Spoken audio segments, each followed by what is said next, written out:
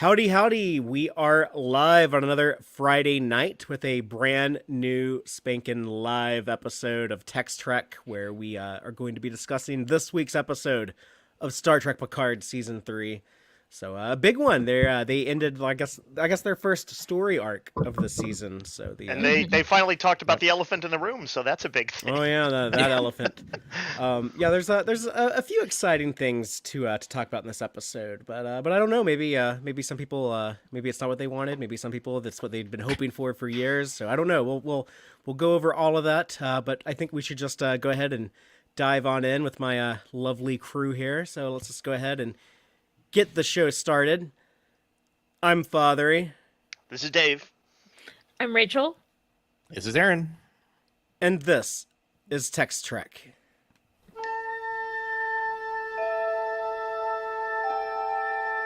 Engage.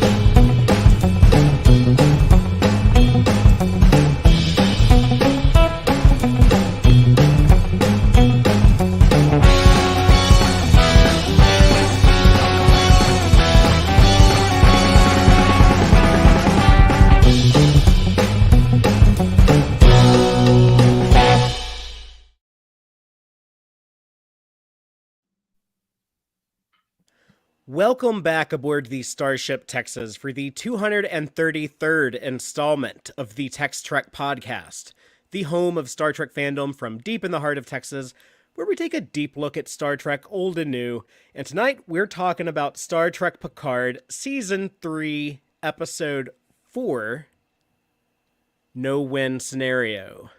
Written by Terry Matalas and Sean Tretta, and directed by Doug Aronofsky. No, that's not right. This is directed by Jonathan Frakes. Sorry, Doug. Right. He did the first two. Frakes did the second, the third, and fourth. But yeah. So the big episode it ended the 4-episode arc that opens the season. I'm not sure exactly. I know that it's going to end with like a big 2-parter.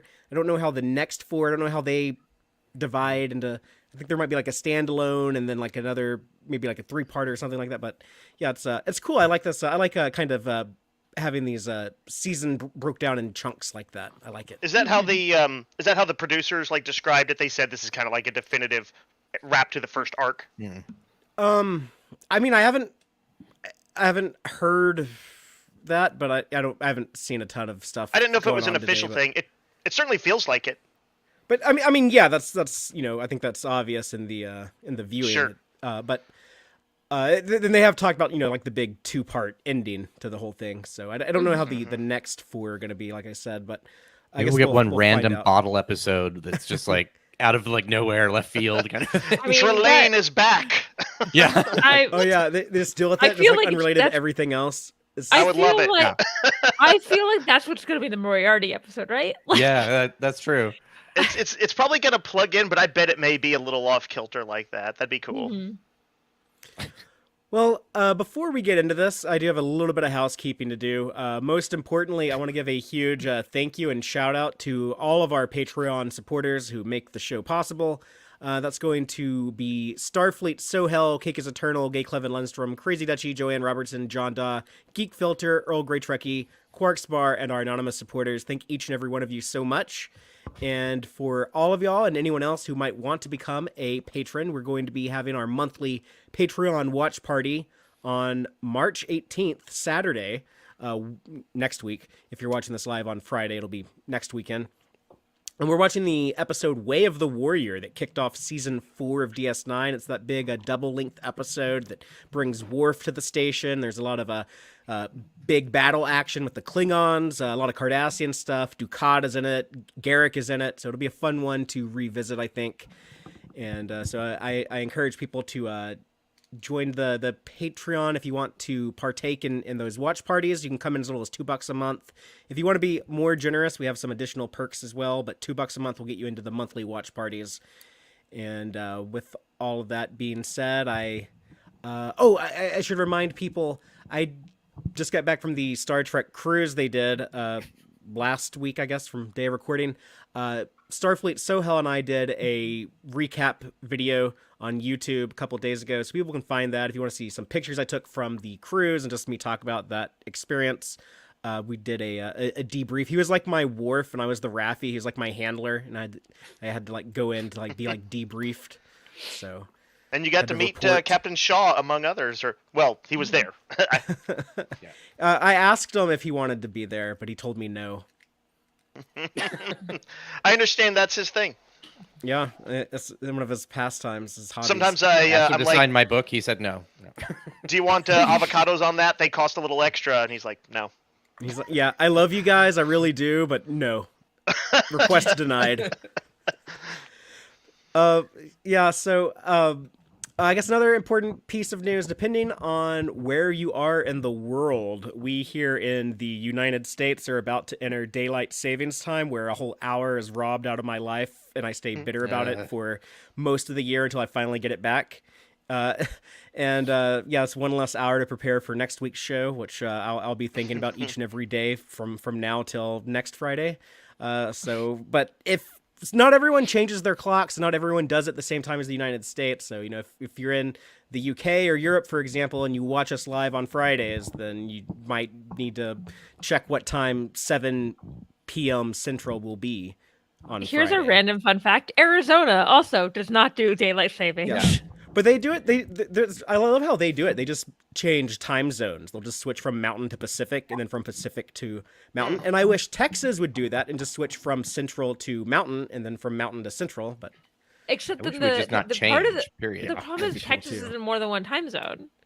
just Panhandle's El a Paso. mountain. El Paso's the only part that's mountain. So we can just we could unite the entire state into one time zone, and just shift time zones twice a year. I feel like it's the government making me get up early. Just like, Well, my grandmother, who grew up in the Depression, said they invented daylight savings time so that rich people could play golf longer in the evenings. But I don't know. It's like you get the same amount of daylight in a day. Like further, like more room for crops, or time for bringing crops in, or something like that. I think you either have to turn your lights on earlier in the morning, or turn them on create more earlier in the daylight. evening, I mean, or later in the morning. Yeah, it's like you're not going to create more daylight, but whatever. Father, that was a very Shaw complaint. I like it. I didn't have like a PTSD meltdown or anything. Thematic. You might on Monday after the time to get up early. But yeah, there's some great Shaw stuff in this episode, some other neat things in this episode. So let's get to it. I'm going to quickly recap it before we tell our opinions, just to refresh it for everyone. I'm going to read the synopsis and then kind of expand on that with some spoilers, as per usual here on Tex-Trek. The synopsis reads: with time running out, Picard, Riker, and crew must confront the sins of their past and heal fresh wounds, while the Titan, dead in the water, drifts helplessly towards certain destruction within a mysterious space anomaly. And it turns out they're inside of some pregnant space beast that births a bunch of little baby space squids. They're not jellyfish, they're squids this time. With like kind of humanoid eyes. Yeah, they have the cute little baby eyes, I guess, to make them, I don't know, seem cuddly. And If this was any other franchise, I'd be like, we're probably gonna get stuffed animals of that, and yet Somebody's gonna make them. Just recently, the Dungeons and Dragons franchise finally started making plush animals of its monsters, its weird monsters. So I'm just saying, Star Trek, and they're doing well. Star Trek taking cue from them in this case. I mean, I didn't know that was a thing. Gorn. Yeah, I had no idea that was they're trying to, like, I guess, move in on like that Pokemon territory. Like, look at all of our creatures. It also makes sense with the movie coming out. I don't know if I would want one of those, though. I don't know if I would buy a space squid toy if Star Trek did that. Imagine it as an option, also a plush Targ, also a plush, what's Smurf?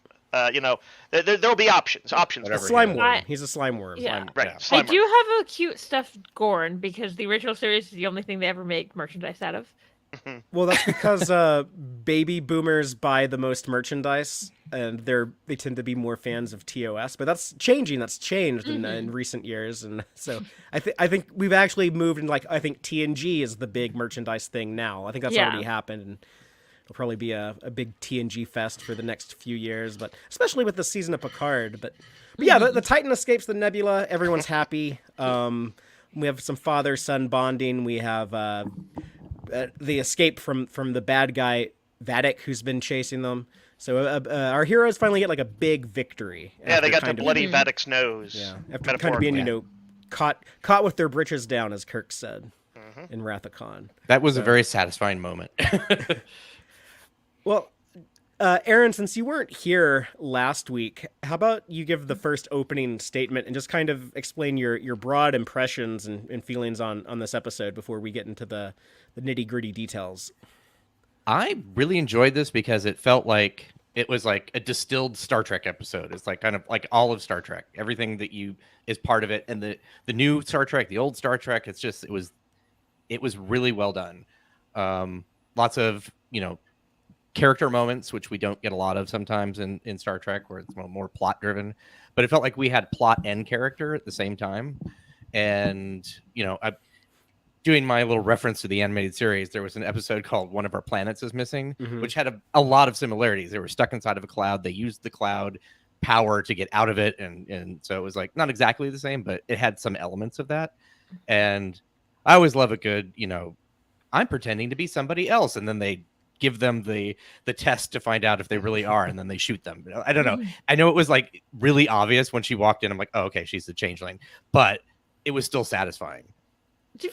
I think we were supposed to know right away, right? We'd literally just seen the shot of her on the bridge. Yeah, I think those scenes can still be tense because you don't know how it's going to play out. Right. There could still be a struggle. Shaw could have gotten shot. That could have been his heroic death. Who knew? Yeah.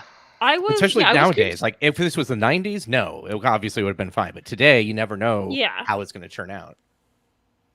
Exact. I love Joel's comment. Dead name 7. Get the phaser. yeah. Well, we should definitely talk about that when we zero in on that scene. Anything else, Aaron? No, I think I'll wait till we actually talk about the stuff individually.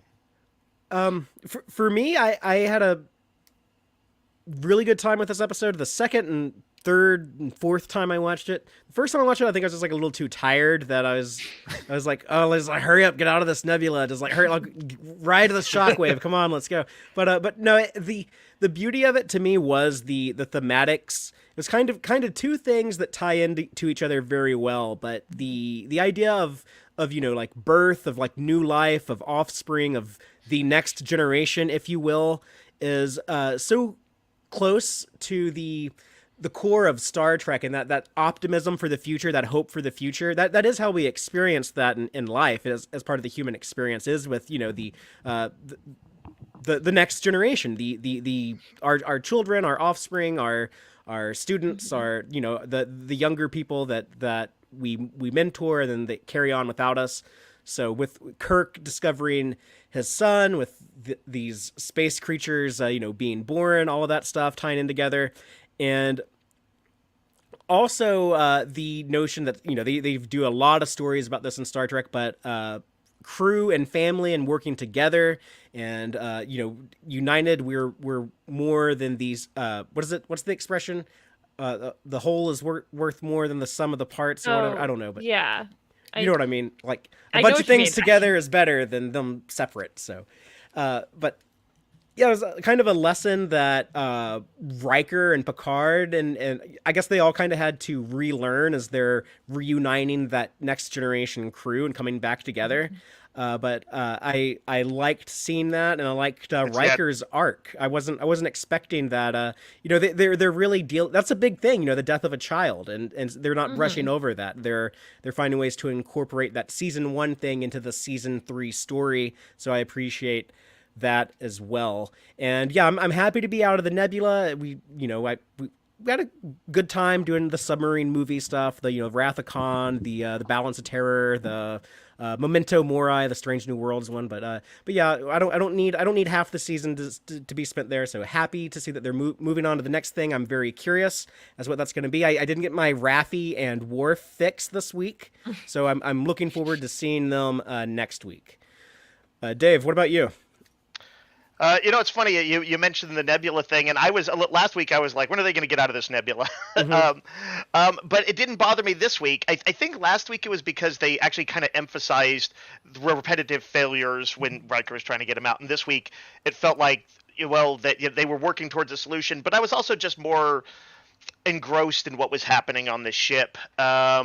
This episode was a pretty big win for me. I thought it was really suspenseful and harrowing. But among the suspense, there was a lot of character interaction. And like you, I felt like there was a strong thematic that they had. The first all these first arc of 4 episodes has started out pretty dark and kind of moved to an energetic, positive place where the characters were kind of gaining some agency in this one. The episode in this particular one, it began with Riker apologizing to Picard and saying, "Hey, you were right. We should have attacked." And but then the thing happened where they have a little bit of downtime. I said I didn't like that. I was like, that's not Trek philosophy. What is they it?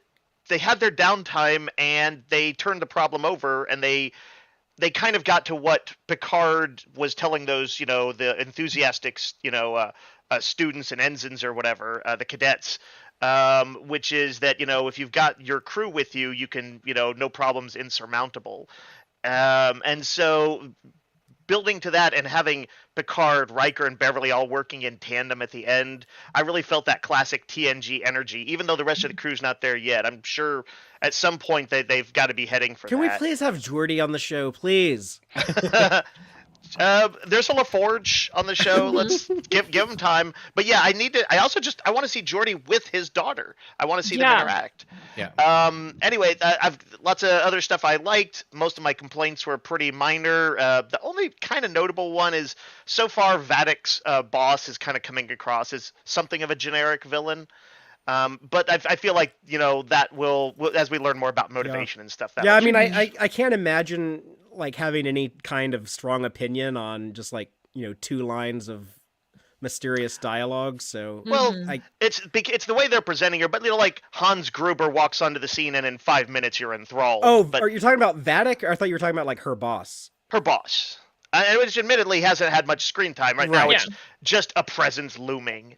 Yeah, I think that's like when Darth Vader calls the Emperor in The Empire Strikes Back, and it's like, oh, here's like some new character I don't know, but like Vader is like scared of this guy and like bowing down to him. So I think that's all that we got. It's interesting, and without him, she doesn't seem to have that same over the top villain sort of thing going, which was actually kind of refreshing. Like, oh, okay, she can be her quiet moments. Yeah. He stole her over the top. Yeah, no, she was like terrified. Yeah, it was, or maybe she's from that. I mean, like maybe that comes from him. Maybe she isn't really that kind of a person.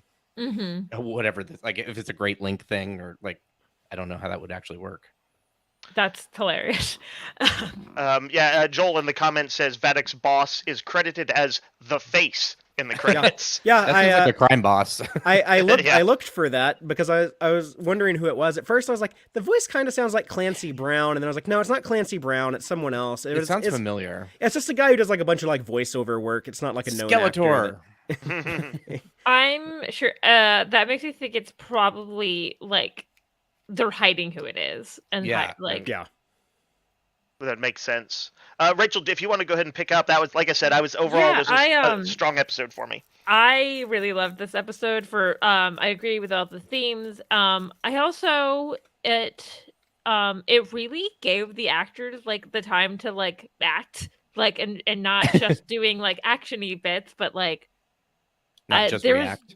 Yeah, there was like no weak link, and with a lot of like character moments. Agreed. Like a lot of these hit home. They all hit home.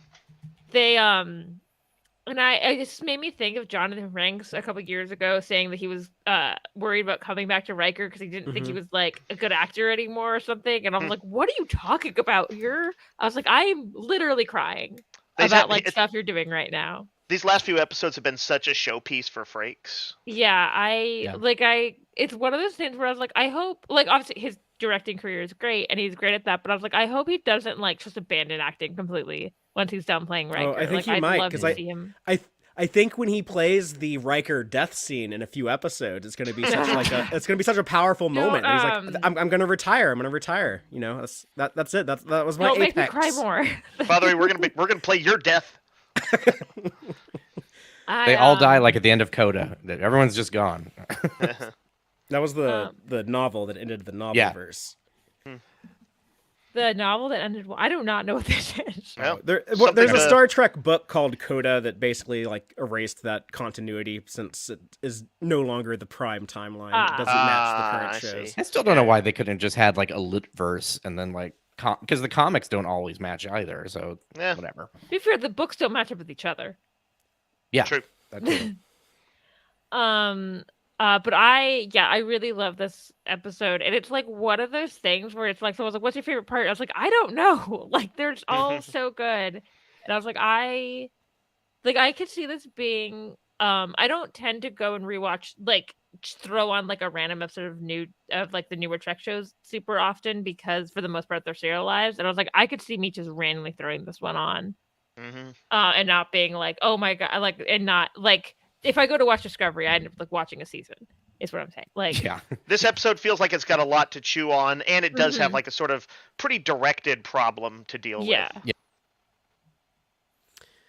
Yeah, and it also has two things in it that I didn't. One of them is something that I'd been asking for in Picard ever since they announced the show. And I teased that on Twitter. I said, Terry Matalas gave me something in this episode that I've been wanting in Star Trek Picard ever since in 2018 when Patrick Stewart walked out on the stage in Vegas and said, Jean-Luc Picard is back. It's like, okay, there's one thing I want to happen in this new show. It happened in this episode. And then another thing, like, I didn't know that I needed in Star Trek, but I'm happy that I have it now, and I'm curious how it will register in like my like great moments of Star Trek in the future, you know, when I'm rewatching the show, you know, decades from now, because I'm always rewatching Star Trek. Curious what those moments are. Yeah, well, I have some top moments from this episode that I'm curious about those. So let's get into our episode breakdown. It's funny, Dave. You were talking about like the Picard talking to those. They're not cadets. They're young officers. They're like ensigns, I guess, because they're not in the cadet uniforms. So I guess they're like the equivalent of like the lower decks characters. Wouldn't it be cool if they could have like, I don't know, like Rutherford and Tendi cameo here or something? But that would be cute. But like, I also don't know how they would do like make it clear like that's what we're doing. No, yeah, it would be weird and a little. What if they're just animated in the corner? No, they're not gonna do that. Who Framed Roger Rabbit stuff with the lower decks characters?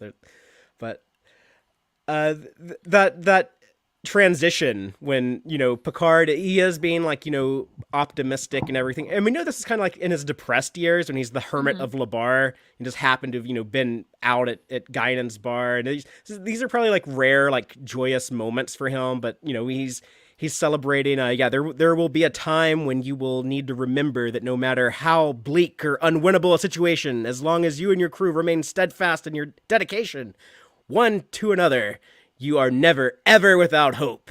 And he's so like, you know, inspiring and cheerful, and just smash cut from that to like miserable, depressed Picard, get off the bridge. You just killed us all. It's just like falling to their death in the Titan.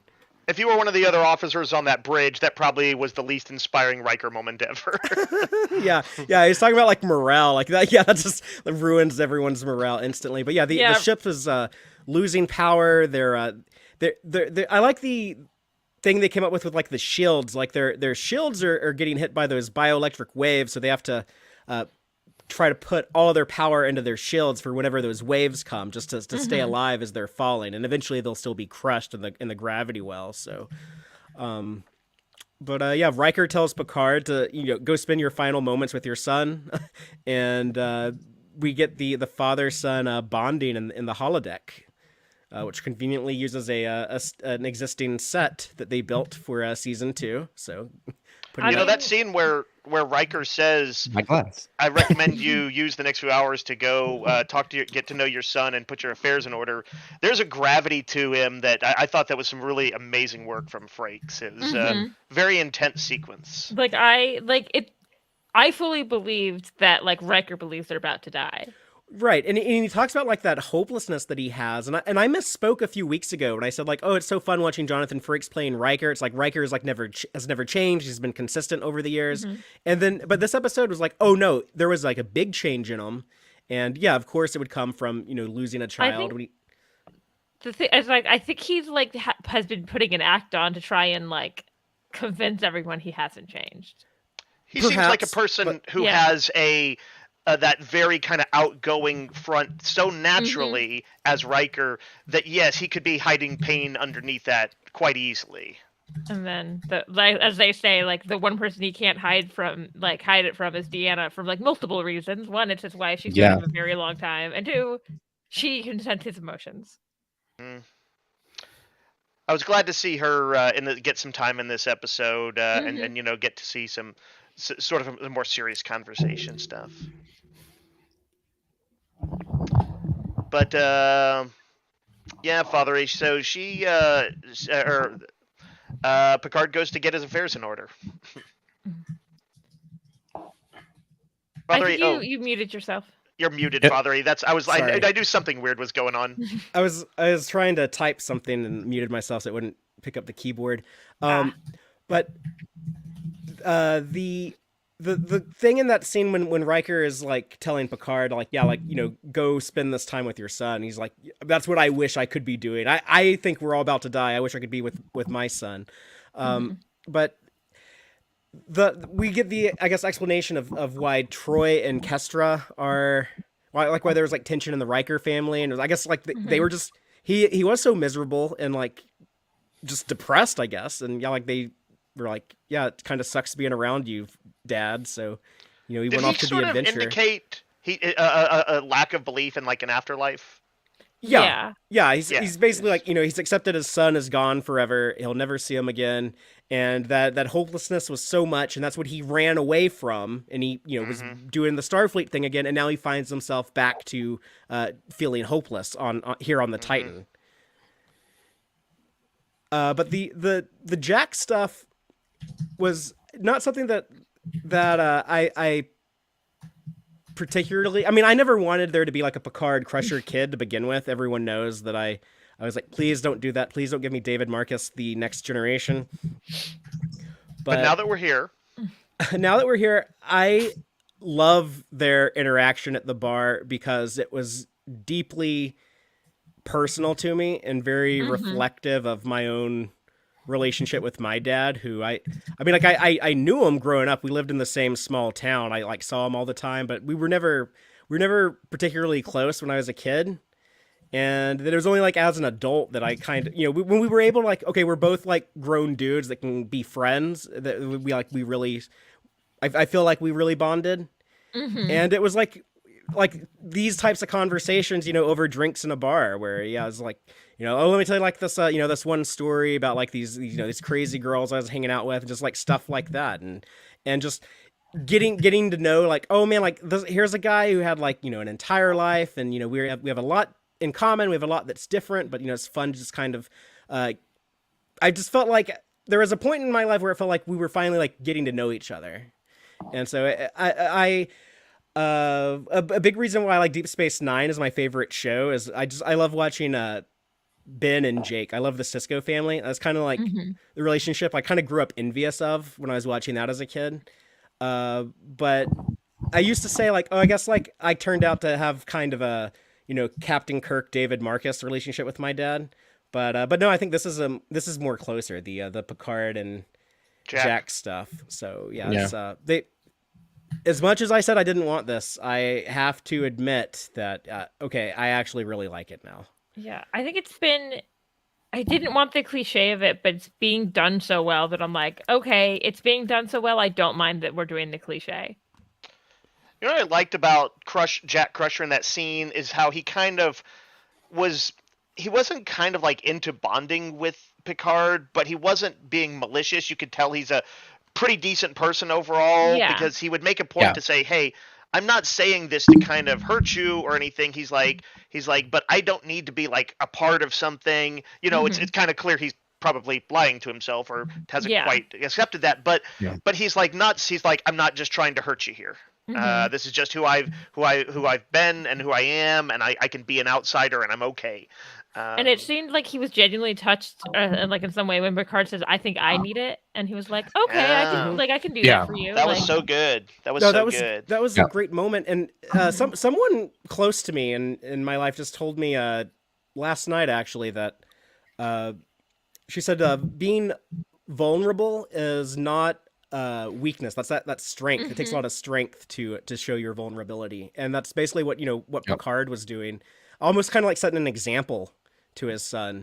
And so Yeah. that was a And- beautiful and As closed off as we know Picard often is, we Right, know that that's a right. particularly difficult thing for him. And I'm right sure for the guy who's like, always like private and wants Jack to, like, knows present that a the little strength. bit because he's heard stories about Picard, and I was like, "Yeah, your dad." I can't imagine Beverly trying to tell him, "Yes, Jean-Luc Picard was the most The warmest. warmest, Yeah, yeah. friendliest dude." And It seems interesting though, like after the second season, if what happened, he seems to be more open now about Yeah. things like that, just Oh, because that I think totally he makes healed sense. some internal wounds Yes, a little For bit. sure. Yeah. He got out a bit But- from under his own father's shadow, and Yeah. Kind of want. So now I to... think he can be more available for Jack. Yeah, and I kind of want to I guess go off on what Father was saying. Is this feels like an actual like I was close to my parents when I was growing up, but like I had like a very parental relationship with them as is appropriate. But this does feel like what it's actually like when you like get to know your parents when you're both adults all of a sudden, and like you're like, oh, like you're this full person that like has all this stories, and like you're not perfect and neither am I, and we can like have a drink together and just chill. And right, they're not just their parental role Yeah. that they had been to you previously. like I get like it, but I don't think I find it a little unrealistic that like the trope of like when an adult finds out they have a full grown child, they like start acting super parental protective all of a sudden. Like I recently watched all the Indiana Jones movies, but when Shia LaBeouf showed up, he's like, "Why'd you kick him out of school?" And I'm like, "You've known this guy for like 10 minutes. Like that's what your biggest concern is." Thank you to Lily Mack for the $5 super chat in the live audience. That is most appreciated. Right on. Love the support. Speaking of Beverly Crusher, though, y'all mentioned Beverly a second ago. Another cool moment is when Picard takes Riker's advice. He goes down to sickbay to talk to Jack, and he tells Beverly, like, I know time is precious right now, but like, do you mind? And the way that like she kind of just like, the facial expression she makes, just like very like, not only like approvingly, but like she's happy to see that, like, okay, we might all die, but Yeah. at least they're going to have this moment together. Yeah. That was such a sweet moment, and that was cool to see. I think why can't I suddenly say the name of the actress? Gates. I think Gates has always been good at conveying sort of maternal love and different stripes of it. And I think that's that was the a only nice thing they ever gave her to do on the, Yeah. on the show. Sure, so. sure. Here, then, and we'll talk about it more as it comes up, but I was so happy that in this episode she got to be the one who was like really kind of sleuthing, doing medical sleuthing stuff and figuring Yes. out one of the big issues. So she had more to do than that, but there's just no doubt she's very good at that, and she can find nuanced maternal qualities like she did in that scene where she's got to say, yes, I'm giving up what could be some of the last moments with my son, but I'm doing it because I feel that this is something worthwhile. And in the live audience, Lily Mack is saying Ed Speleers is great and can go toe-to-toe with Stewart. Terry Matalas said casting the role was tricky because they tried looking for a 23-year-old, but no one could hold their own with him, hence Ed. Yeah, and even 23 Great is point. too old. Because, Star Trek Nemesis took place in 2079. We're in before April of 2401, because we know like the Pioneer Day is celebrating the launch of Archer's ship. If I remember correctly, that was April of 2151. So I know the people who don't care about the Was it- years hate hearing all this. Was all it these April? numbers listed out? But yeah, I Isn't think that it a was little April. too close to First Contact Day? Or no, wait. I might be misremembering if someone wants to fact check when the launch of the NX-01 was. But let's just assume that like Star Trek Nemesis takes place on New Year's Day in April of 2151. You're right. 2379. You just like assume it's like Star Trek Nemesis takes place as early in 79 as possible, and it all happens in one day, which it doesn't. Let's just say it does, and then like that night after that is when John, Luke, and Beverly conceive Jack, and he's born like sometime. Let's say he's like born, I don't know, like a couple months premature. Let's say he's born like 4th of July in 79. It was like 6 months, and he's out.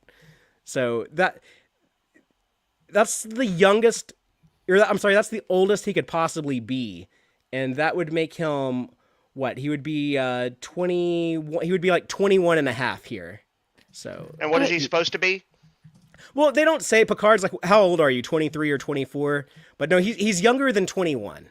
He's probably 19 or 20. So when we see that flashback of him in the bar, he's like 14 or 15. And I was thinking like, how did a kid get into the bars? Like, oh, this guy has a fake ID when he's 15. So. I recognize what you're saying, but I'd like to point out the existence of Alexander. I know, but Klingons age faster. He had that alien, he had that convenient alien blood that makes kids grow faster. Father, I'm one of those people in the audience who's like, "What is he even talking about?" I do not know the dates of any of these things. Yeah, if you don't care, then you don't care. But I respect it. If you do care, it's annoying when they get it wrong. I do feel so did they actually get anything? Throw in a line that he got stuck time traveling for a year or two when that's why he's a little older because it's Star Trek, and I feel like people should be like, yeah, that makes sense. Sure. I mean, I just assume he's a 19-year-old that looks like he's a bit older, but yeah. We know they've lived a little bit of a hard traveling life. Yeah. Mm-hmm. I mean, if you've watched enough television, you should be used to like people in their 30s playing people in their teens or early 20s, so it's not that uncommon. I know. I'm pretty we sure. also don't know if they went through a time warp or something like that. Maybe they were shared stuck at some someplace, point, but someone said like, if you're complaining about his age, I'm going to force you to watch Riverdale. Yeah, that was Terry Matalas who said that, wasn't it? Or I thought someone said it. Oh, that's funny. Someone said it. I like that he doesn't like wine. He's a whiskey man. Mm-hmm. It's Jameson. Picard's own vintage has been shut down twice in like the last week for him.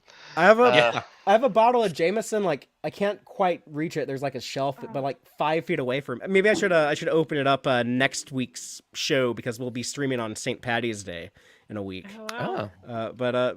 Yeah, so I have some Irish whiskey. I think it's a little unusual for a guy who grew up in London to drink whiskey with ice in it, but whatever. It's if O'Brien can be an Irishman who drinks scotch, then apparently by the future people just drink their whiskey however they don't follow. I know that was not the horrible only things that happened during World War III. I do not know enough about whiskey. Why is it weird for like an English person to want their drink on the rocks?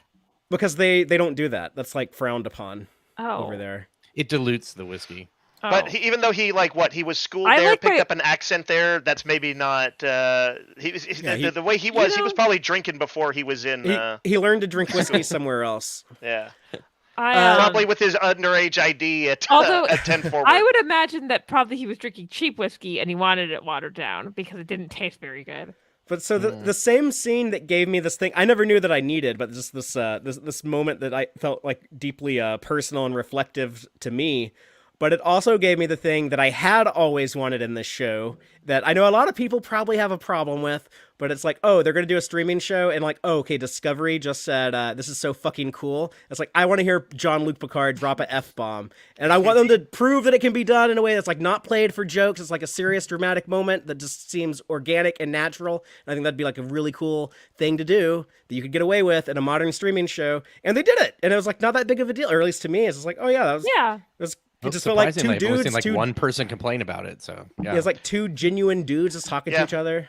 Father, you had mentioned that before, but I didn't even. I think because it worked its way in so organically. I was like, yeah, I recognize that this happened because this is a streaming show, but yeah, like it felt completely natural, so it didn't even occur to me that anybody could be I offended. honestly, it's so Yeah. funny to me that when people say like, "Oh, it's like so," it sounds so forced when they have people cuss. It sounds way more forced to me when they like have people go, "Oh, frick," or something Yeah, or like like that. when Kirk tells Kang to the devil with you.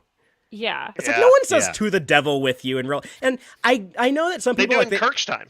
some people just don't want they don't want to hear the F word on TV, but I mean it should be like normalized and just part of our vocabulary. It's not that big of a deal. It's just like there were people up in arms in 1967 when Kirk said, "Let's get the hell out of here." The end of City on the Edge of Forever. Yeah. And Let's get I the think that's fuck out of here. I did I want that in the new version. I was listening to a YouTube video earlier today, and the person was talking about this episode of Star Trek Picard, and he said, I just don't like hearing a character like Picard say an F-bomb. And like when I heard that, my instinct gut reaction, I literally said out loud, "Fuck you." Like it just came out. So, Oh, I once was watching once was watching a video my friend and I found. It was like 50s etiquette, and they're like, "Ladies shouldn't cuss," and I actually went, "Fuck that!" Like, Yeah. I guess I feel in some ways a little sorry for people who are doing that, because if I think about it, that means they almost certainly grew up in a household that was really restrictive of them, and they picked up that burden, that weird unnecessary prejudice, and so there they are. and also, I'm excited about James Gunn is about to make a bunch of DC characters say the F word a lot, so that'll be fun.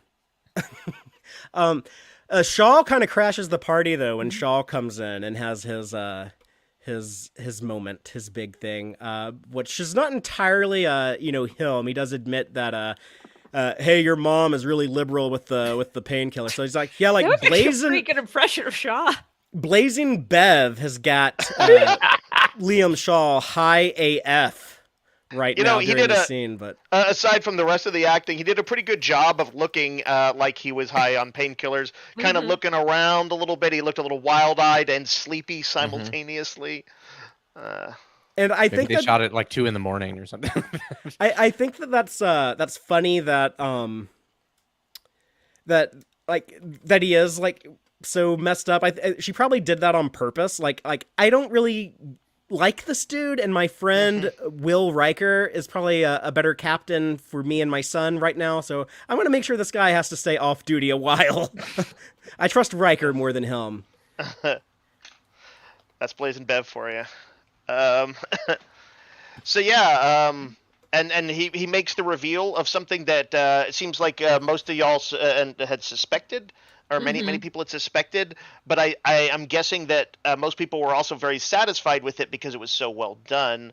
As he kind of reveals that he was in fact at Wolf 359 and had this very harrowing escape. Which I initially didn't like, because I'm like, okay, that means he's got to be like in his 60s if he was serving on a ship at Wolf 359. I didn't think he was that old, but they have good healthcare and stuff. Like people age gracefully in the 25th century, but no, not a huge deal. But I think it might have been more interesting if he was a kid on a Starfleet ship that encountered the Borg. They probably weren't sending like ships with civilians to 359, but maybe like they somewhere on that cube's journey Jake was to there, Earth. wasn't he? Right, yeah, Jake was. Or that's a great point. So Jake was there on the Saratoga. So yeah, like he could have been there as like a little kid. Although with the way he was talking, I was imagining him very young, like fresh out of the academy. Yeah, he might have even been a cadet. Yeah. But but as we learned, he was saved he was a by junior someone. officer, so. Yeah, we was saved by someone who just said, "You are going on the ship, and that's it. Just go." Yeah, there were 50 survivors. Only 10 could fit on the escape pod, and so he says like, "Yeah, I lost." Pulling. Oh, sorry, go ahead. I was gonna say, it honestly also made sense that's probably if he was like very young. Like I imagine the fact like Wesley almost entered when he was like underage, the academy. That if he was very young, that's why he was saved. Is that they're like that? If we need to get this kid out of here, They felt sorry for him. Yeah. I could see that for sure. And the line from him that they were all my Jack Crushers. It's like, oof, yeah. It's like what do you tell a guy who says that? I thought he kind of got like a little over the top when he's like yelling, your old man was on that cube, setting the world on fire. But that ties into the first episode where it had like the song, I don't want to set the world on fire, or however it goes. Pretty sure that's not the melody, but I know those are the lyrics. I think if I didn't know this character is supposed to be high on pain pitch, I'd be like, what? And I'd be like, yeah, okay. That makes his decisions, Todd Stashwick's decisions, make more sense when you keep that in mind. He's having like a PTSD attack. Sure. While high on pain pitch. Yeah, when he's like on I'll allow it. Like I do kind of agree with you, Father. It felt like the writing got a little overly melodramatic there, but within reason for a guy who's both loopy and has probably been putting away this pain for a couple decades. I feel like it's also like obviously we know like very intimately like everything that happens at Wolf 359. I don't know, like I feel like you need to mention like that's the episode where he's Locutus aboard, because I feel like casual Star Trek fan will not know the words like That's true. Wolf 359 until they're like, oh right, that time when Picard was aboard. Cool, I know what we're talking about now. They explain it all pretty well. I really like how that is like among the big touchstones in Star Trek lore. With so much weight and reverberations that Picard would later deal with it in the episode Family and in First Contact, Cisco throughout Deep Space Nine, and now Shaw. Like, in other words, this episode that was made something like 30 plus years ago, they did not go and forget. Its big bad moment was as bad as it seemed at the moment. And because I was defending that Shaw, because Cisco also has the same feelings that Shaw does about Picard, and I was like, it's clear that probably for Picard's privacy, they did not like reveal like exactly how it happened. Well, I think even if you know how it happens, I mean, it'd still be hard to emotional. Yeah, it's like if I had, I don't know, a brain tumor that made me like go crazy, and I went and like murdered someone's entire family, and then it's like, oh, they took the tumor out, I'm back to normal. Sorry, that wasn't my fault. I didn't mean to do that. They probably still would be uncomfortable, being in a room with me. So I get it. And Picard even accepts it when Picard, walks out of there. Yeah, I thought that was so good. That was such good acting, understated acting on Patrick Stewart's part. Reminds me of like the Patrick Stewart scenes in the Deep Space Nine pilot, Emissary, where like Cisco has a similar reaction, and he just like he doesn't say like doesn't try to explain anything. It's just like. Yep, you're allowed to feel like that at Wolf 359. But it's because I was explaining to someone, I was like, yeah, we watched the episode and like watched Family. We understand that Picard was the victim in this situation. Yeah, it's hard when we watch like someone with his face murders people. Right. Yeah, it's a hard thing to kind of frame in like a real life circumstance, but because we don't actually get assimilated by the Borg in real life. But I also, before we move on from the like 10 forward the holodeck thing, I also like that like Picard's totally cool with him being named Jack. Yeah, no, I always thought that made sense because that's probably what Picard would want to name his kid, and I like that a lot more than the novels where they gave Picard and Beverly a kid, and they just name him. He's Rene Picard also, so it's like another Rene Picard. It's like you're not gonna replace your nephew, like just give him like the same name. Like that's kind of like weird expectations to put on that kid. Like I had a nephew I really liked, and I want you to replace him. So Kestra is named after her dead aunt, basically. Yeah, I guess. I mean, that is common. I'm thinking of like real people. I mean, it's not uncommon. I might be that in like Jewish tradition, like you only name people after like people who have passed on. So I'm like, yeah, that's not weird. Before we move on, one thing I've noticed that like, given what we know about what's happened, I actually think Shaw has been pretty reserved in how he's reacted to them, especially kind of just like taking over his ship and stuff. It's like, okay, he's. It seems like he maybe held some stuff back where he could have said something. Yeah, that's true. I do think it drugged out. Drugged out, about to die. And also, I really like the explanation for the holodeck still being on because it made sense and like made sense in universe. Like, they're like, we use the holodeck to like when we know we're about to die to like forget about that. I mean, I would rather Or have you can do like that. simulations and stuff like that for real, like Jordy did. Like I would that's rather have the necessary. option to use that power to my life-saving solution than like use it as escapism. But it's something that they established in Voyager because the Voyager writers were like, we want our ship to be, stranded without resources, but we also want to write holodeck episodes. So, Sure. it's a different power grid, and yeah, Maybe it doesn't take a lot of power somehow. They were really, very. You know what another explanation is? I don't know. Holodeck characters kept somehow stealing power, so we gave it its own grid. Or it's like AC power and DC power, and it's not compatible with other Yeah. systems. That's just what I assume. The scene where Picard walks out was in a lot of ways as defeated as I've ever seen Picard, as resigned as I've ever seen him, and I thought that was really amazing, and it felt like what he would do. That for all that, yes, he was the victim. Like you said, Father, you can't explain that. He can't explain that in the moment to Shaw. So he's got to just. Yep. He's got to just let that. This is be part what of it is. Picard's life. Just like this probably happens to him, 2 or 3 times a year. He's like, shows up and triggers someone from Wolf 359. This is like it sucks, but That's why he was lucky to talk to those kids in the bar. They weren't that. yeah. Let's move on to the 7 of 9 stuff. I'm a big 7 of 9 fan. She's my favorite Voyager character, and I really liked the stuff they gave her to do in this episode. She's kind of on the. It's just a cool, like, kind of hodgepodge of 90s Star Trek stuff. It's like, here is Riker ordering 7 to go find a changeling. So it's like TNG, Voyager, DS9. I don't know. It felt great to see all that. Go get his pot. That definitely cannabis in the 25th century. Yeah. Normalize it. Yeah. Good Well, with that. I Raffi did is like Raffi that. is doing the best she can. No, she's got snake leaf. That's a different drug. Right. Ballpark. It reminded me of someone saying that like if someone had 10 years ago, if someone said this was gonna happen in a Star Trek show, I'd be like, you're out of your mind. And it reminded me of someone saying about Endgame. If someone had said told you that Spider-Man was gonna use Mjolnir to fly through the air, you'd be like, you're out of your mind. Right. It's cool that we actually have managed to get to these places sometime. And I liked her, 7 got a lot of kind of cool stuff to do in the last few episodes. The thing where Riker's like, I could reinstate you, but he's like, I'd rather do a gambit and put you on, Changeling watch and see what you can do. And then her and Shaw in this, where I really liked their interaction.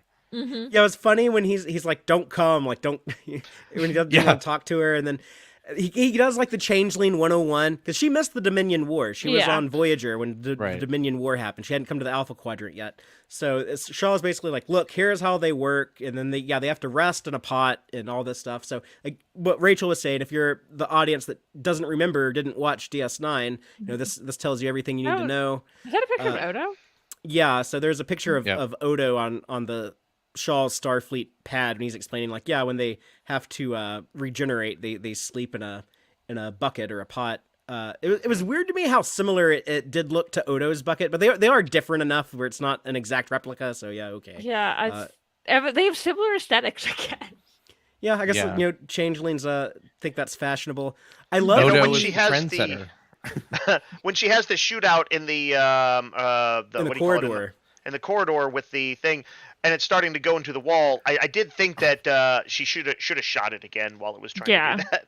Yeah. It seemed to go a little slow. That's very minor, but it just did. Yeah, I appreciate that she starts shooting the thing on stun and then has to increase the setting and then eventually kills the changeling, but it's she did try to stun it first, so very, very Starfleet thing to do. But yeah, changelings are hard to deal with. You just got to shoot on a high setting and zap them. That actor, by the way, who played the officer or the changeling disguised as the officer that fought 7 in the corridor, I thought that actor did a really cool job just playing a non-human creature that's as scary as hell and very threatening. Yeah. So good performance. This is a very good physical performance. They didn't have to do much effects in that, just the transformation. But yeah, there wasn't much needed in post to make it seem like an alien monster coming for her. Yeah. I love the. Oh, sorry. Oh, go ahead, Aaron. I say back when we were talking about the conversation, when she comes like, "Can we talk officially? No. Unofficially? No." Just like no. Just Shaw's got stop. his mode. I feel like Yeah. his "don't come" thing is going to end up in some as an audio clip of BDSM Shaw. Sorry, Yeah, no, it's just what it occurred to crossed me. my mind too. Yep. I'm waiting for somebody with better technical skills than me to Well. put that together. It I'm goes sure along with someone my someone 7 will of get 9 to wake work up on that.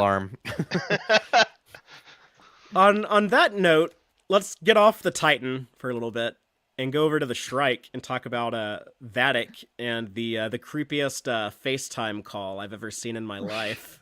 That was I'm kind of freaked out by these new changelings. I think there's an explanation. This isn't just an updated special effect. They weren't just like, we don't like the DS9 effect. Let's make it look kind of like bloody and gross and fleshy. I think there's actually like there's something weird. There has to be a and reason for unique. that. Yeah. Yeah. The she cuts off her hand and it turns into like a scary face that talks to her. It's like becomes the conduit through which Yeah. her boss interacts with her. That does seem like that could just be a changeling thing to me, just an unrevealed thing, obviously meant to be creepy, but it seems like something that they might Yeah. do. I think it's something a little different. I think I'm gonna bet that it's not. I'm gonna put down money that these are they're a sect of changelings. Yeah, we know that wanted to continue the Dominion or whatever, but I bet there's nothing physically different about them. Okay, I think that there's it's changelings teamed up with other people. I think there's gonna turn out to be like there's a lot more to all this than just changelings. I think they that could be seems like such an teamed up. odd choice to me. Like The you know, semi-solids. the final boss of Picard is going to be like the same as the final boss of DS9. It just that seems like a It feels like Picard's final boss will be a TNG thing. I do think it'll be something It's the else. bugs. But yeah, I just I don't think that these changelings are in any way physically like supposed to be different or something. That said, the face that she was looking at, that didn't even quite look like a changeling face, right? Right. Or because it looked like, I don't know, like Saru or something. Yeah, it looks like he also has kind of like ridges or A something. little. It reminds me of like this alien from like Lilo and Stitch, like the Chancellor woman. Oh yeah. Mm-hmm. Yeah, I'm not sure, but I would love if the next episode gave us a little bit more info on the bad guys. I want to learn what else is going on besides rogue changelings. I need to know a little bit more. But it was fun to see different shades of Vatic, seeing her panicked and scared, and she had to abandon her portal system to go pursue Jack Crusher. So, Did they actually like physically drop it off? Yeah. Okay. Ejected Does it. that mean that the Titan could go out there and maybe grab it? Someone could. I mean, the Titan hauled ass away from here, so probably not them. But I guess it's probably not gonna. I don't think the Titan knows it's there. Yeah, that's true, and I doubt they're going to be scanning around for it. But like I guess that the reason, I guess that may have just been the plot point reason for why she didn't want to go back in. That's their coolest weapon, and they can't use it. It's a detriment.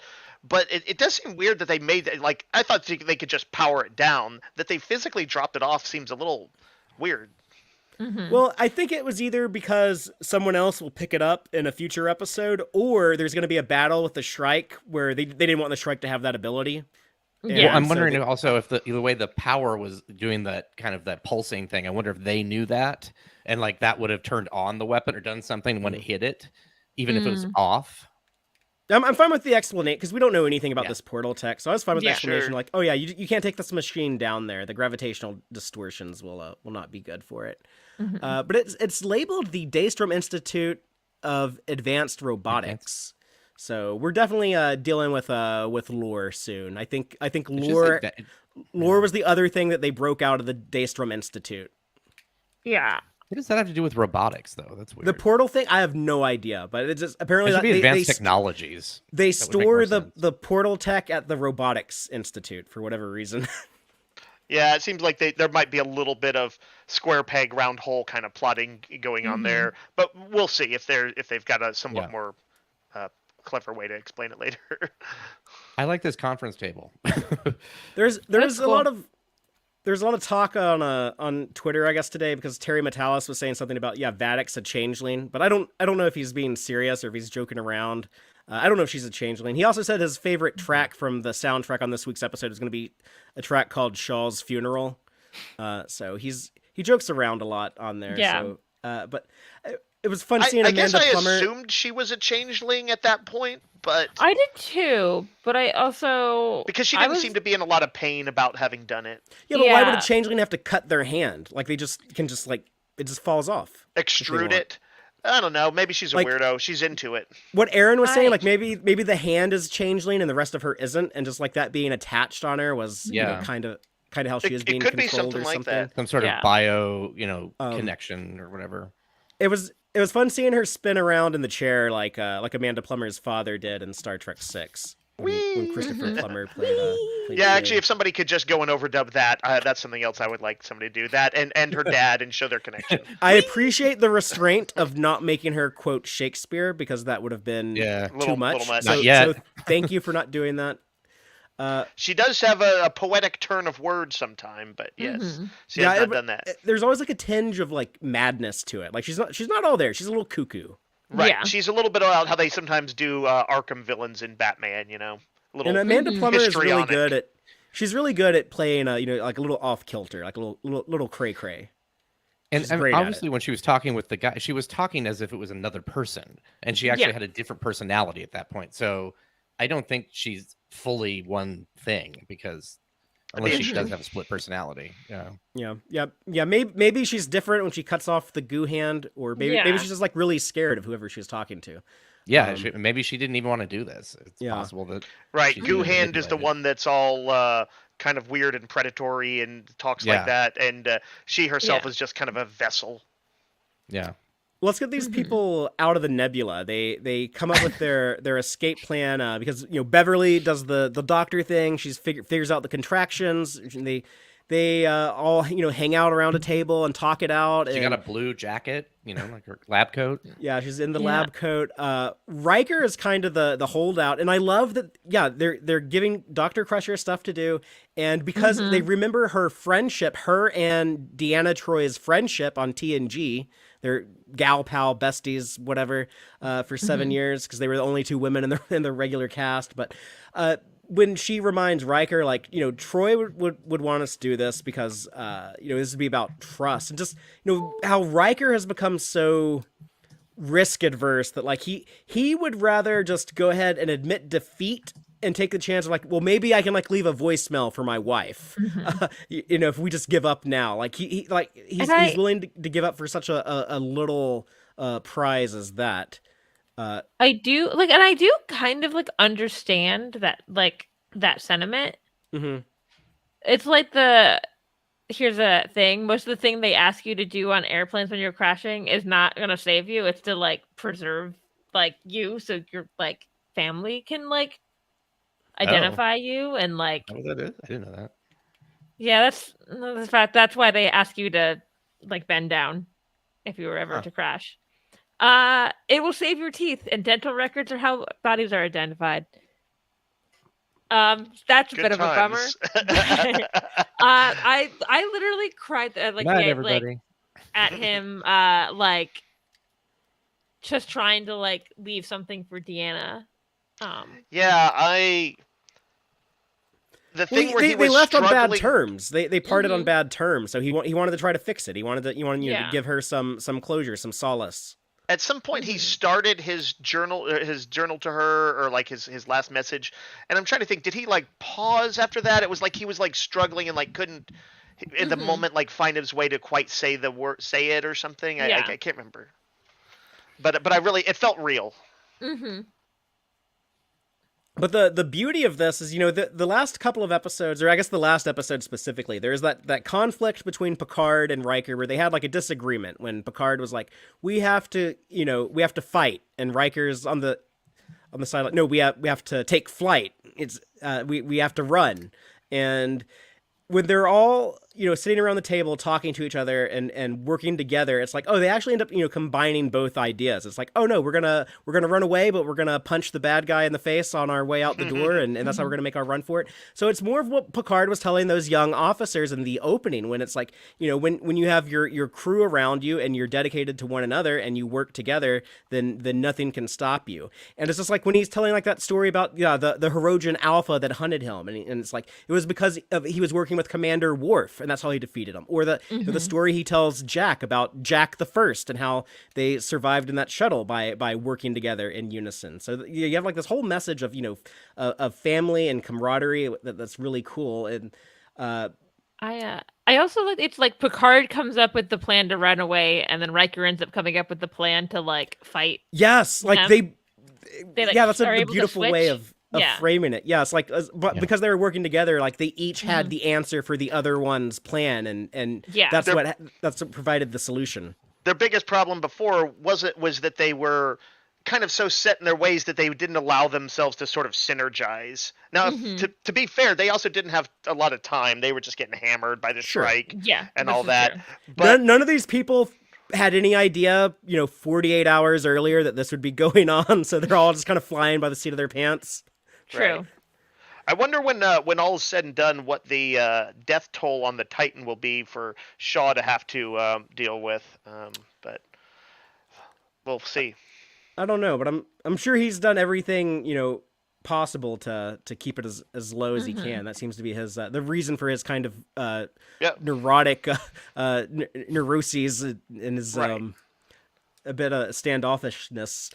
He's a bit like where Riker was as far as the avoidance of danger, but taken to kind of embittered extremes.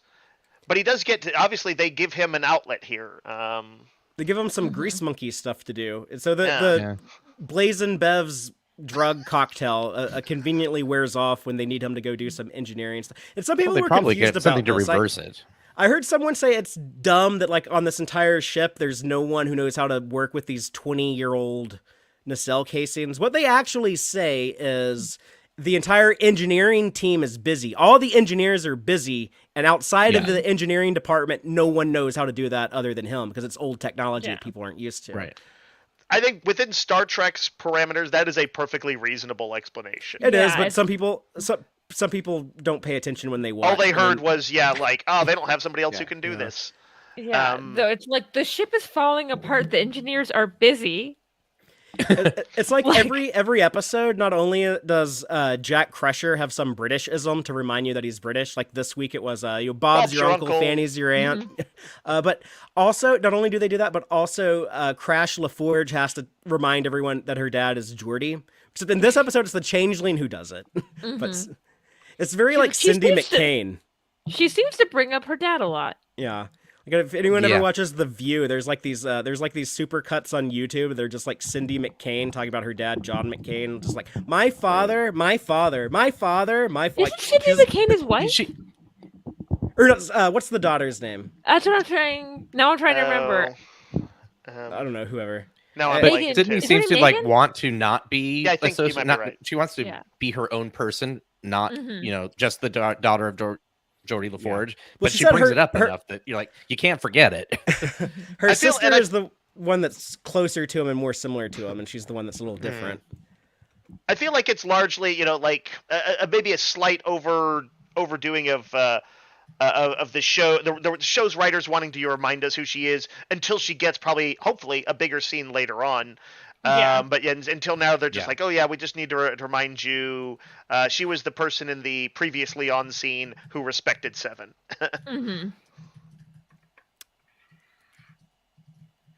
And... Go ahead, Rachel. I was gonna say I love the scene. I love how it was set up because I didn't suspect anything from the scene last episode of her calling like her Commander 7 was like setting up something for this episode. It just felt really genuine, and so when it came up, it like just felt like so natural. Yeah, that's a perfect setup and payoff kind of a move right there. I agree. Yeah, and because this happens in front of Shaw, it sets up what will inevitably happen later in the season when he starts referring to her as Seven. It was great. Well, go ahead, Father. In That's the, what in we the got. live in the live audience, we have a super chat from Snoopy McQueen. Thank you so much, Snoopy. He says, "Picard season 3, episode 4, awesome. The young crew of Titan see why Picard, Riker, Seven, Crusher are legends." And I think if this is the show that they're setting up, if it's going to be like a Titan show with like Captain Seven of Nine and maybe her girlfriend Raffi's the first officer and Crash LaForge and these other people, I would love to see Jack Crusher as like a doctor, as like he could like what a unique Star Trek doctor if you have that guy as like your chief medical officer on your ship. It would be neat. These characters are they are starting to develop a presence, and I'm starting to look forward to them in the same way that I look forward to seeing the familiar faces. I love that Shaw's example of how a changeling would get characterization wrong was to compliment Seven, and Yeah. and then there was I misjudged you, and yeah, you're going to be a great captain one day, and she's like, that's how it'd be if it was a changeling. Got it. and not a dick. The Jack Crusher and Jean-Luc Picard working together stuff, just like how the original Jack, I guess, worked with Picard to drive that shuttle with just the docking thrusters only.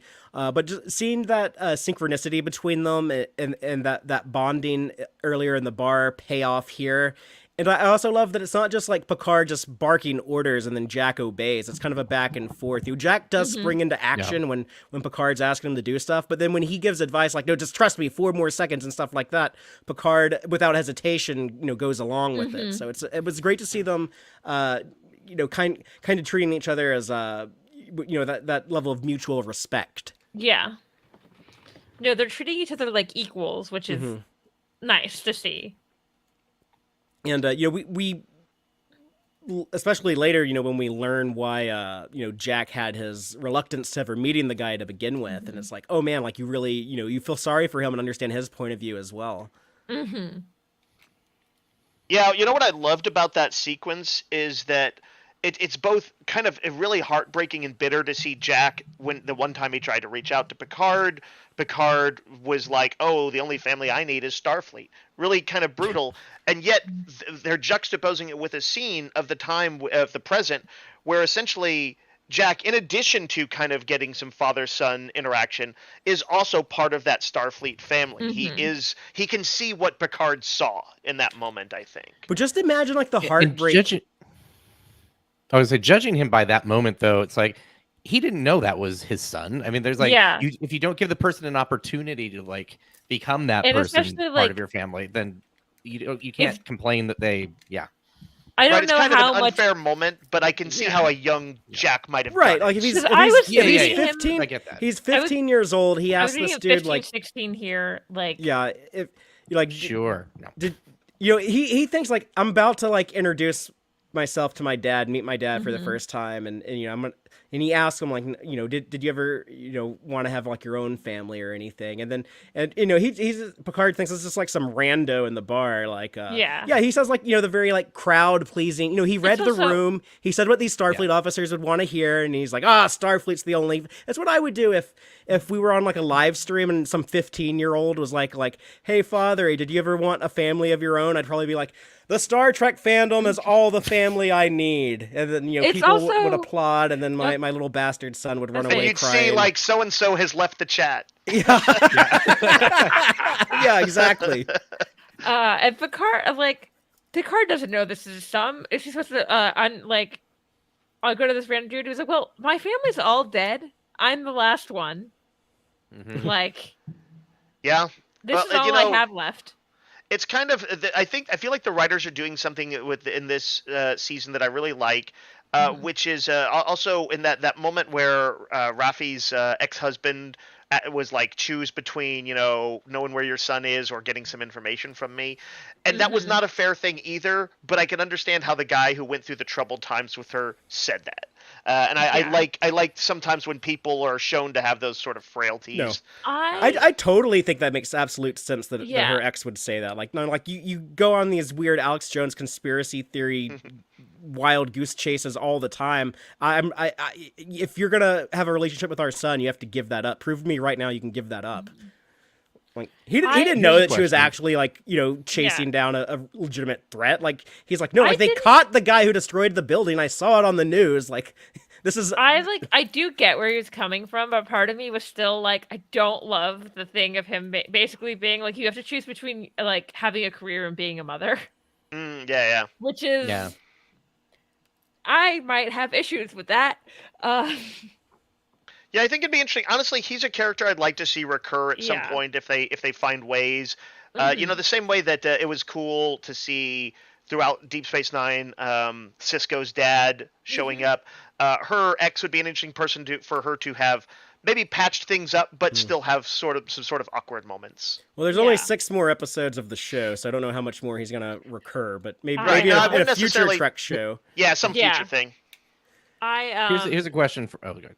Oh, I was gonna ask, do we think at that moment where we see that, do you think Picard was realizing that he had met Jack before? Yes, yeah, I think he was piecing Okay. it together.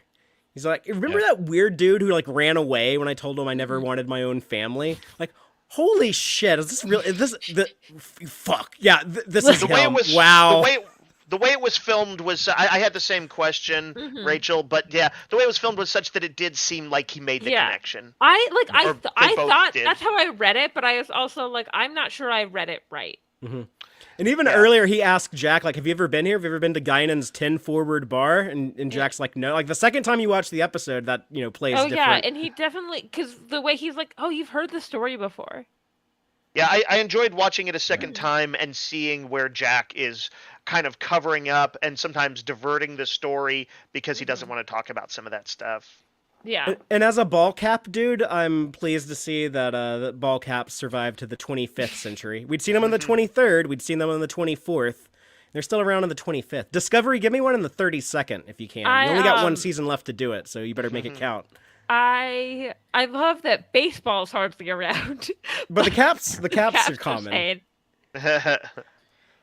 So, what do we think of going forward? Like projecting, is Picard going to have a relationship with his son and still be with Laris, or are we somehow going to get Picard? Like, it feels like they're an adult. Like they don't have to get together to everybody still be happy. Yeah. Although I don't know. I what would the fans love would if be they like. showed this is something I talked about. I don't remember. I feel like in some older episode of discussion of Picard, the idea that you could have some what in our present would be non-conventional families, but like there are people there are those kind of accommodations, and I would love it if they could pull off something like that. Yeah. We have like, a super chat in the live audience from Chris Collins. Thank you so much, Chris. He's saying, are the changelings from TNG episode Aquel Undiscovered Country Mardia the same as DS9 changeling? No, I think they're those are all different. I think Mardia and the Aquel alien and then the Gamma Quadrant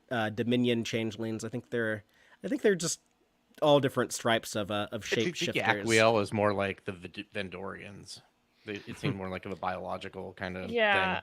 It's the kind of thing that, like in the books, I could imagine them saying, "Oh, they could be an offshoot from some distant time." The same way they would sometimes tie together, like Trelane and Q and some of the other godlike aliens. Yeah. Cation and Kazinti. I think it's unnecessary though. I think shape changing creatures can evolve on different worlds. Yeah. If I remember correctly, the Aquio one is like not, like kind of not sentient, right? Like Right, it's yeah. basically acting on instinct, which is Right. why it was Yeah, was that's hidden fair. as a dog. Turned into a dog. Yeah, it just mimics things. It doesn't like really. It doesn't think. actually know what it's doing. Residue in the live audience were Jill 47. Yep. Just saying. Also, the dolphin was a changeling. Yeah, back in season yeah. 2 when Wesley Crusher kissed a girl who could turn into like weird space monsters and stuff. yeah. No, she didn't. Her nursemaid did, wasn't it? Or was it also They her? both did. Yeah, they're both They're both both shape changing. Also, I guess the ending. We also have space squid babies. We have So Riker. this is a different creature than that's in Encounter at Farpoint, right? Yes, and Okay. Yes. thank God it is, because I love Yeah. that. I love the notion of because they saved the jellyfish in Encounter at Farpoint, now like the birth of the jellyfish offspring saves them. I really like that idea on paper that like your good deeds will come back to reward you. That's why I loved Hugh helping Picard in season 1. I thought that was great to bring Hugh back to help him out. It's like, oh yeah, because you were good to Hugh in the past, now he's good to you here. But that would have just been a bit too much. That would have been too huge of a coincidence. Yeah. It would work in a book, I think, better than a live action. That feels like a literary sort of thing. The thematics work, though. Like, the fact that they made it something very similar. It's, okay, instead of a space jellyfish, it's a space squid. Well, they referenced Farpoint, just as a quick touchstone for longtime viewers and, an acknowledgement that, it's not weird for there to be organic creatures in space. And conceptually, I was kind of hoping it would be the creatures from Lower Decks, where they had them in that first episode where they had the skin off of the Cerritos and they stole it and they were birthing these babies or whatever. It would have been interesting. They're the same thing. It bookends the TNG adventures. Okay, Encounter at Farpoint, we started with the space jellyfish, and then Picard season 3, we're ending with the space squids. But in a way that it's like, this isn't really the end, though. This is a birth of another generation, a next generation, which is what I want this show to be. I want it to kind of like end the saga of like the TNG crew, but also set the stage for what's next. And thematically, that all seems to be what we're moving towards, especially after seeing this episode. I like to notice possible callbacks to Star Trek 2, as you know. This has something in common with the way the Genesis cave and later some of the events of it make Kirk feel and help rejuvenate his sort of will, the same way Will gets rejuvenated. Yeah. Will's will is also in this one. Absolutely. This was the I feel young sort of moment. Yeah. I actually really liked how he put it to Deanna, where he said, I don't know if I have the words for it yet. That was a really neat way for him to say it, because, Riker does seem like a guy who's not like, he's not a romantic in the traditional sense. So not necessarily a guy who's probably always hyper open about his feelings. So he had to. He's like, I can say it, but I'm not. It's a little tough to get my head around. I don't know. He seems. I don't. I think he's what he's not as saying open as Deanna. Let's put it that way. Okay. He's not a romantic in this. Like the romantic is a literary movement. Sure. I don't mean to say that he represses his feelings. Right. He's actually, I think, a person who's pretty honest. But like we were talking about earlier, he's not necessarily like a wordsmith. Right, and I think he does have a certain He came up with some poetry on the spot when he's trying to impress Guinan. Shut up, kid. That's true. I also I love the moment of when oh my god, Crusher starts saying the speech. But I did have a moment of fear they were gonna go line by line, and I was like, please don't do that. And so when Riker ends up saying, let's boldly get the hell out of here, I was like, okay, I'm real into that, and I need a t-shirt. But it does kind of it's a bit on the nose, but to seek out that's new what we life. said at the premiere too. So to be fair, that has been established in universe as a speech that someone might quote. So that's why I was on board. But I was like, if they start doing it line by line, might be a little. Everybody gets a line, and that was my it's like the end of. What if Shaw had said one of the lines? Yeah. Oh, that would have been so cringe, so cringe. They're all changelings. The end of Star Trek Beyond, right? They all say a line from the thing. Oh yeah, but it's not like you don't see that happen, right? It's just like that's more a narrative thing. Yeah. Oh yeah. That's different. Yeah. Let's talk Jack. The last very very last scene of him having these weird nightmares of the scary door and those red branches. I call it the scary door, like on Futurama, their Twilight Zone show. I called it the same thing. That's funny. Aaron, you were talking to me earlier about that. You kind of see a city being destroyed with that hellish red sky. Maybe this is Romulus being blown away in the Nova. We don't know what any of this pieces of the architecture that kind of match that big painting of the central city, the Romulan or whatever. capital. But it's not exactly the same, but bits and pieces. But I could also just be seeing that because I'm looking for it. Yeah. There's a voice that says "Find me" at the end, so I don't know. It's like, is Jack going to be like under the control of something else? Is it going to pit Jack against Picard, or are we going to see father versus son because son gets possessed by something? But I sort of hope that it doesn't go to that. That's not sort of. It doesn't sound satisfying to me. I guess we'll see if they could do something with it, but I kind of hope it doesn't come to that. What Aaron is saying about like seeing, or in my case hearing something, but you're like, I feel like I might just be like, my brain could just be playing tricks on me because I'm looking for something. The voice kind of sounded like Denise Crosby to me. I don't think it's going to be Tasha Yar as like is implanted something in Jack Crusher's brain and is trying. I don't think it was, to the record, my thought was not Tasha Yar. It was Sela. Oh, okay, that would make much more sense. Because I think at this point it'd be like hard to be like, yeah, Tasha's alive. Obviously, it's the Red Angel. I don't know what y'all are talking about. deep cut connection to Discovery. Yeah. But then with you being like, it looks like Romulus, I was like, oh, it could still be Sela then. Yeah. I mean, there are some kind of there's a lot of Romulan imagery around Vadic. The Shrike feels very the bird theme. Yeah, it kind of even it's kind of similar to the Narada. And Picard's been connected to Romulans since the start of the series, deeply connected. I'm also like thinking it might be Borg related because the Borg are kind of like the biggest. It would make more sense for like Picard's final adventure to be against the Borg instead of the Founders. I think that would make sense. No, I don't think so. Not after what they did with the Borg. They kind of like if season 2 hadn't happened, I would agree. Yeah. No, well, I think the bad Borg are still out there. Like Shaw even says that in this episode. So I hope it's not that. For some reason, I feel like they've developed the Borg enough that I don't want to do a callback to them as big bads. I don't really have like a strong opinion on any of these things if they're like things I want or don't want. I'm just kind of spitballing, but I'm curious. I'm ready to learn more, which is what the show needs to. Do we know what that weird sort of plant-like fibrous tissue thing that he sees in the images? Do we have any notions about that? No, I mean I am very confident it's not this, but the closest thing I can think of is it kind of looks like some of the mycelial network stuff from season 2 of Discovery. But I would be. It is the Red Angel. It could be because she did travel through time and stuff like. Didn't mean to scare anybody. But well, that's the whole episode. So.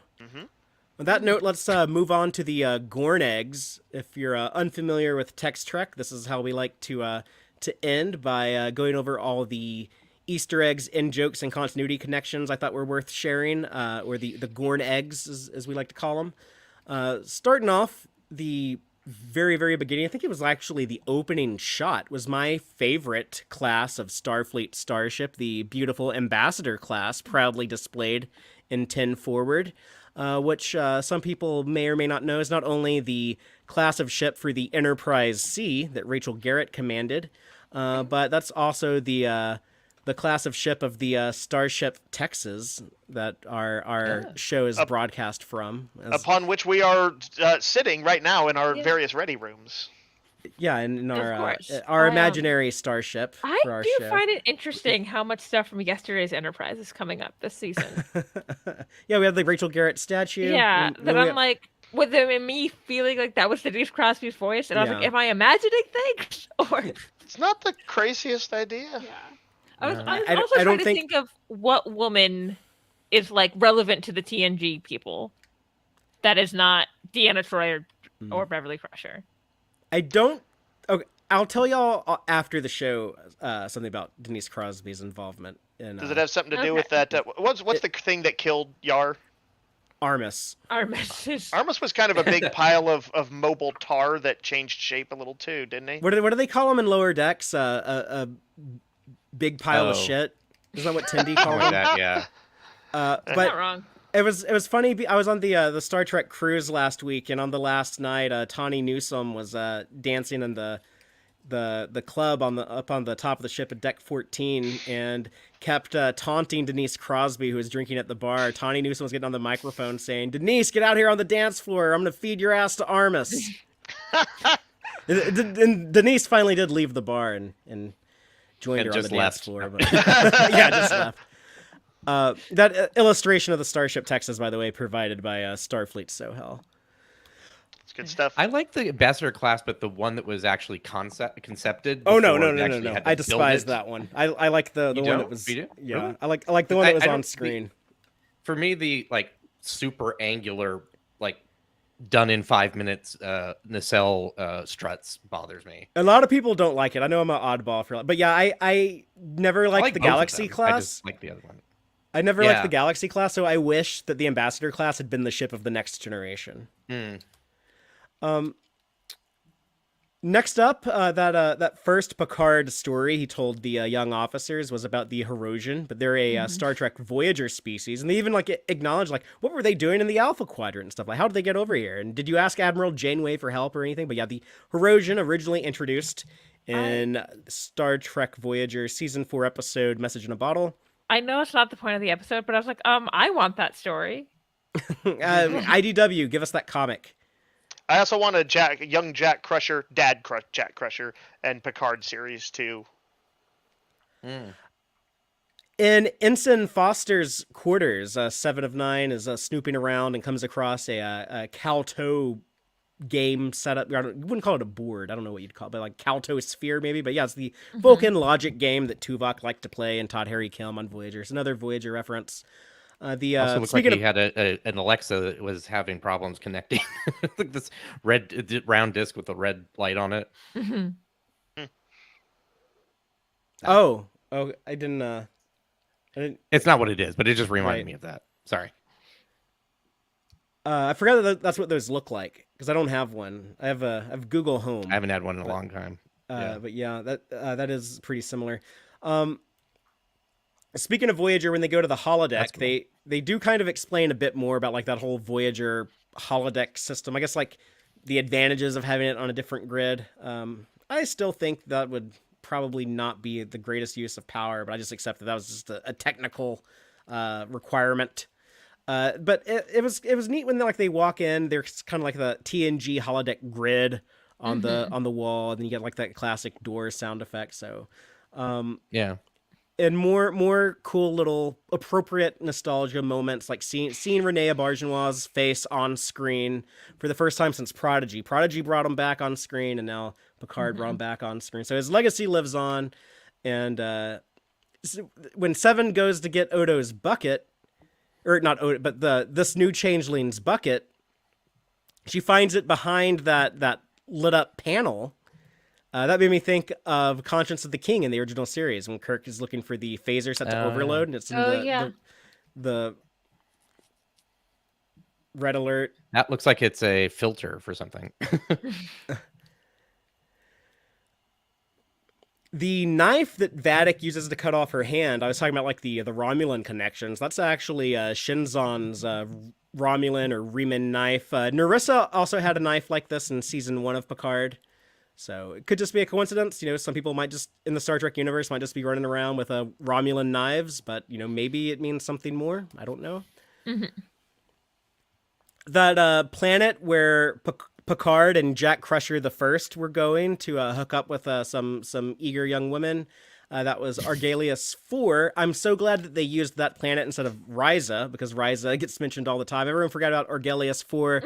That was the other hedonistic planet from the original series where Scotty got possessed by something and killed a sex worker, I guess. And it's kind of it's a very well done episode. It's kind of terrible. Like, I really enjoy watching it, but it's actually just very, very, very terrible in that it's like, oh, Scotty is mad at women because a woman messed up in engineering one time, and so Kirk takes him to this pleasure planet so he can get laid, but then he finds Scotty, you know, standing over like the dead body of this woman, and then Kirk's immediately like, oh no, this guy's my bro, there's no way he did this. I know it looks bad. It's like, yeah, there's a lot of problematic stuff in that episode, but It's sort of like if you can put yourself in the mindset of a sexist 60s person, though, it's a solid thriller. it's a very thrilling and watchable episode with a lot of fun horror vibes, and I always enjoy watching it, but it's just like, yeah, this does not fly today at all. Just have to find that It's interesting, intersexist. though.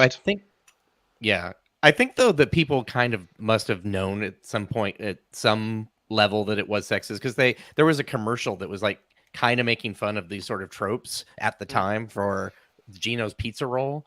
Like, how you like the guy kept hitting the woman, and just like, they were like kind of playing that up, like, wait, this is not normal, so I don't know. I feel like they were on the way to figuring it out more than the 50s. I don't have any idea what like a 60s commercial for that. Yeah. Oh, that's a fairly infamous. I've never seen it, but I've heard people talk about it. Oh, okay. I saw it, the Whitest Kids You Know did a spoof of it. Yeah.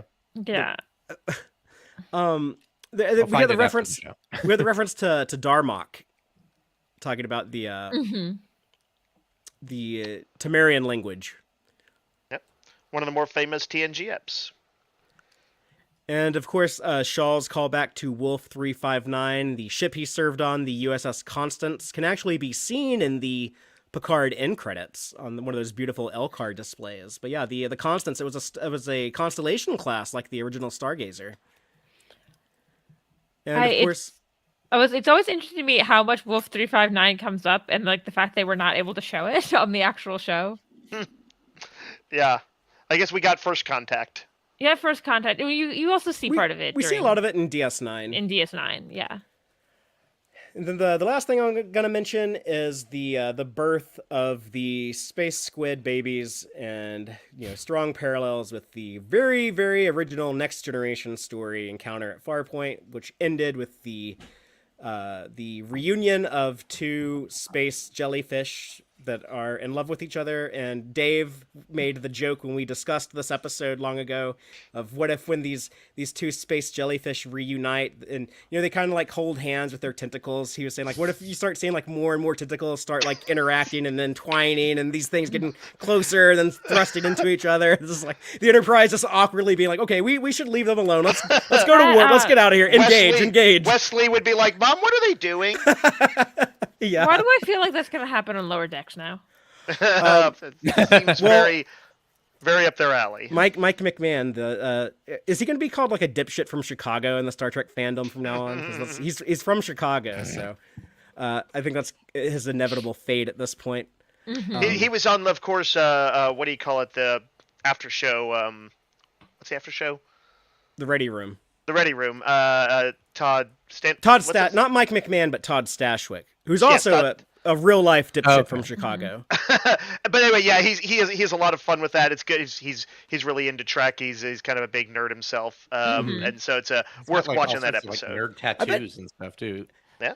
I bet him and Will Wheaton had fun talking to each other because they're like around the same age, so I bet they had like a lot of like pop cultural overlap. And these two guys in their early 50s who are like nerds in the 70s and 80s. But that's all I got for Gorn Eggs. We would love to hear what people think about this episode, though. We told you what we think. We received some subspace transmissions from last week's episode, 17 seconds. So, Dave, you got about 3 minutes if you want to read some subspace transmissions. Sure. Let's hit a few of these. This was in response to the episode that, among the biggest things revealed, had the big conversation with Beverly and Picard about their son. So let's see. First up, Jeremiah says, brilliant, edge of your seat Star Trek. You cannot beat an episode directed by the master, Jonathan Frakes. Jeremy Mancuso says, absolutely fantastic. Worf still kicking ass and taking names. Melissa says, in my opinion, scene in sickbay between Picard and Crusher was the best they've ever had together in 7 seasons and 4 movies. Let's see. Treebeard Nerd says, I like the symbolism between being a captain and being a father. Picard is acting reckless and Riker careful. I wonder if Shaw acting very careful is also connecting to him losing a child, which we know was not exactly the case, but that in that ballpark. It was connected to him losing 40 Jack Crushers. Basically, yeah. Joanne Robertson, however, said I am on Lonely Island with this episode, as I thought it was just okay.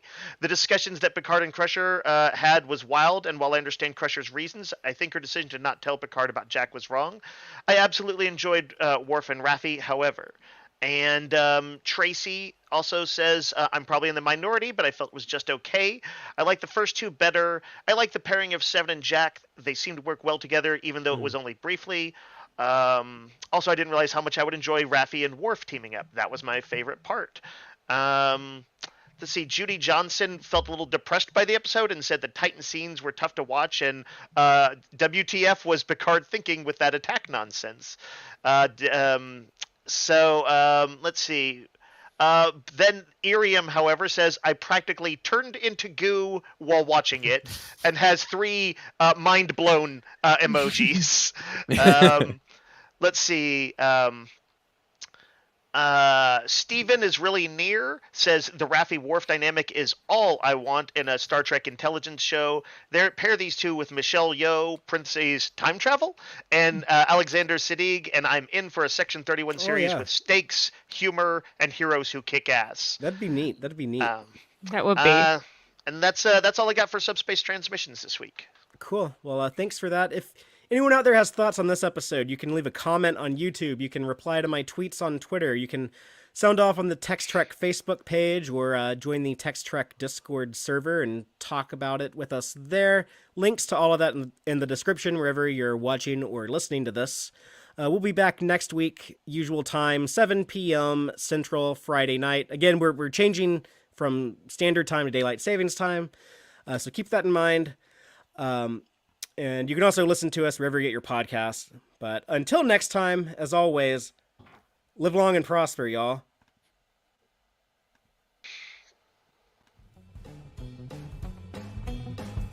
Listen to the Tex-Trek podcast through Apple Podcasts, Google Podcasts, Spotify, or at tex-trek.com. Like us on Facebook at facebook.com/tex-trek. And follow Fathery on Twitter at TXTrek. Please support us by liking our videos and subscribing to our channel on YouTube. Thank you and take care.